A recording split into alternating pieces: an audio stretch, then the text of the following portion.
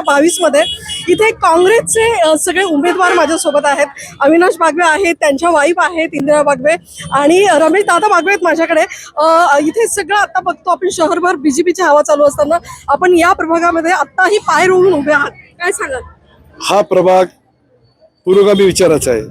आदरणीय वंदनीय फुले, शाहू आंबेडकर, मौलाना अबुल कलाम आझाद, अण्णाभाऊ साठे यांच्या विचाराला मानणार आहे. या ठिकाणी सर्व धर्म समभाव, बाबासाहेब संविधानाच्या माध्यमातून या ठिकाणी लोक आदर करतात. संविधानाच्या माध्यमातून या ठिकाणी आम्ही काम केलेलं आहे. त्यामुळं ह्या भागातले लोक पुरोगामी विचाराचे आहे. आमच्या भागामध्ये ज्याप्रमाणे मोठ्या प्रमाणात दिवाळी होती त्या प्रमाणात या ठिकाणी ईद पण होती. आम्ही सर आता बघा इथं शंकराचं मंदिर आहे आणि बाजूला मस्जिद आहे. हे राष्ट्रीय एकतेचं प्रतीक तुम्हाला कुठं दिसणार नाही. इथं फक्त काशीवाडीमध्ये दिसणार आहे. पुणे शहरामध्ये दंगल होईल पण काशीवाडीमध्ये कधी होणार नाही. हिंदू मुसलमान भावाप्रमाणे मुसलमानाच्या घरातलं मटणाचा वास आमच्या हिंदूला येतो आणि हिंदूच्या डाळीचा वास आमच्या मुसलमानाला येतो. इतकं नाते आमचं. आणि म्हणून या ठिकाणी मला विश्वास आहे या भागातली जनता जितक्या वर्ष मला त्यांनी प्रेम दिले, काँग्रेसचा विचार घेऊन ते काम करत आणि आमचे चारही उमेदवार हे काँग्रेस पक्षातर्फे उभे राहिलेत. काम करणारे उमेदवार आहे, एज्युकेट आहे, शिक्षक आहे. आमच्या जुबेरभाई गल्ली बोळामध्ये जाऊन लोकांची कामं करतात, स्वतःच्या पैशाने करतात. महानगरपालिकेचा फंड बघत नाही. अविनाश सारखा अतिउच्च शिकलेला मुलगा महानगरपालिकेमध्ये काशीवाडी नाही पुणे शहराचा विचार करून त्या ठिकाणी प्रश्न विचारतात. असं सर्व एज्युकेट लोक, सुसंस्कृत लोक आणि ह्या भागाचा विकास करण्याचा विचार त्यांच्या मनामध्ये, म्हणून लोक त्यांना भरभरून प्रेम देतात. मला विश्वास आहे की 15 तारखेला जास्तीत जास्त मतदान आमच्या पंजाला होईल आणि आमचे चारही उमेदवार मोठ्या संख्येने निवडून येतील. नक्कीच. अविनाश बागवे उच्च शिक्षित नगरसेवक आहेत. अनेक वर्षाचा त्यांचा पालिकेचा अनुभव आहे. काय सांगाल दादा? खूप मोठा पाठिंबा बघायला मिळतोय.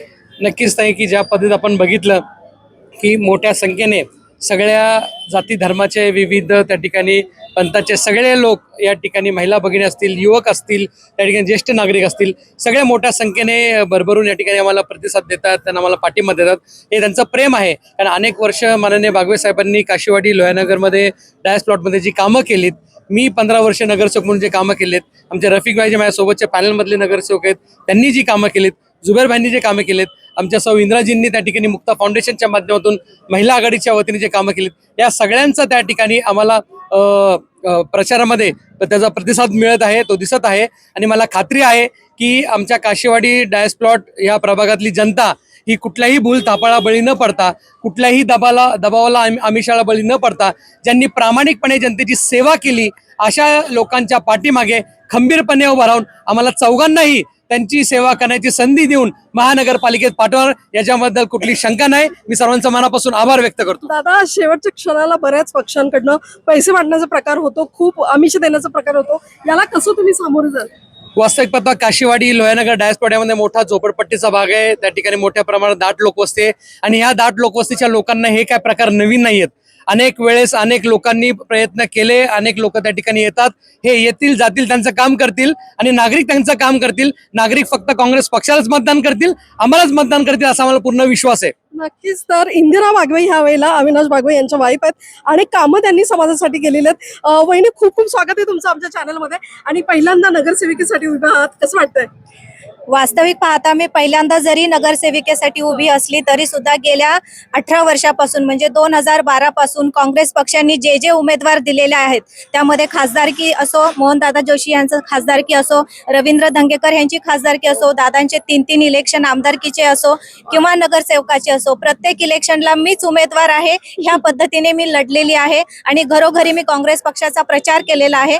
त्यामुळे एवढी मोठी मला अनुभवाची शिदोरी असल्यामुळे मी जरी इथं पहिल्यांदा निवडणूक लढवत असले तरी सुद्धा मला हे माझ्यासाठी नवीन नाहीये.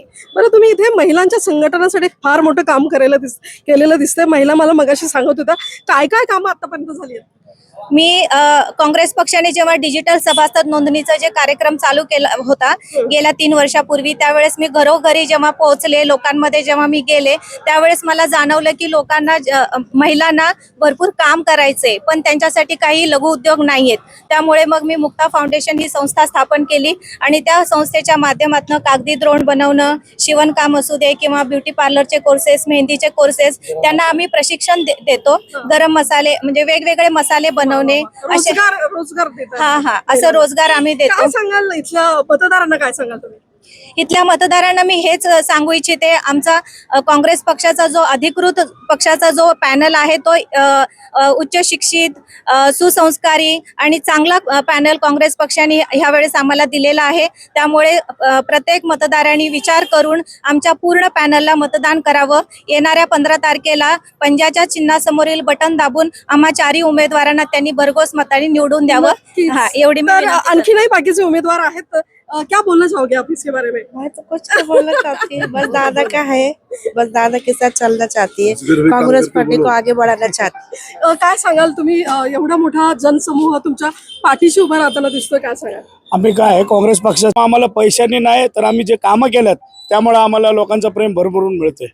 समोर समोर तितके तगडे भाजपाचे पण उमेदवार आहेत, याच्यामध्ये निभाव लागण्याचा कसं वाटतंय तुम्हाला?